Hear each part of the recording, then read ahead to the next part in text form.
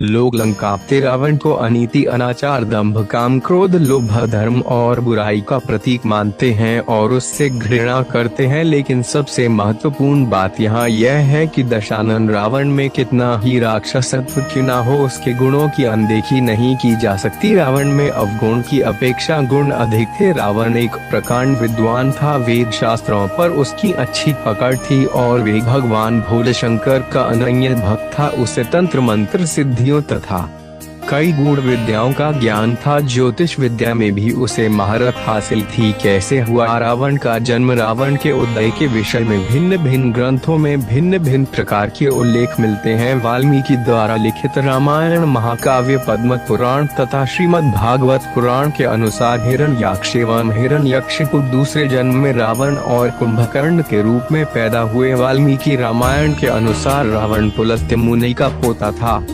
अर्थात उनके पुत्र विश्वश्रवा का पुत्र था। विश्वश्रवा की वरवर्णिनी और कैकसी नामक दो पत्नियां थी। वरवर्णिनी के कुबेर को जन्म देने पर सौतिया डावश कैकसी ने अशुभ समय में गर्भ धारण किया। इसी कारण से उसके गर्भ से रावण तथा कुंभकर्ण जैसे क्रूर स्वभाव वाले भयंकर राक्षस उत्पन्न हुए। तुलसीदास जी के रामचरितमानस में रावण का जन्म शाप के कारण हुआ है। वे नारद एवं प्रताप भानु की कथाओं को रावण के जन्म का कारण बताते हैं।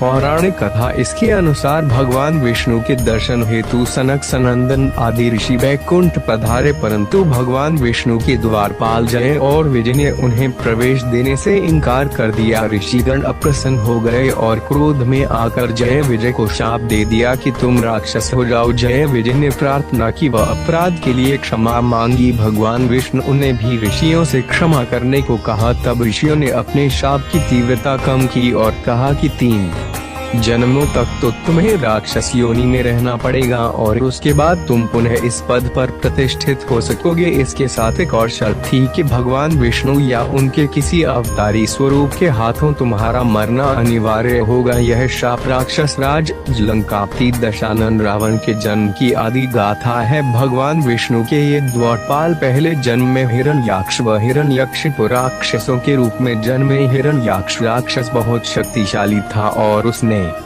पृथ्वी को उठाकर पातालोक में पहुंचा दिया था। पृथ्वी की पवित्रता बहाल करने के लिए भगवान विष्णु को वराह अवतार धारण करना पड़ा था। फिर विष्णु ने हिरण्याक्ष का वध कर पृथ्वी को मुक्त कराया था। हिरण्यकशिपु भी ताकतवर राक्षस था और उसने वरदान प्राप्त कर अत्याचार करना प्रारंभ कर दिया था।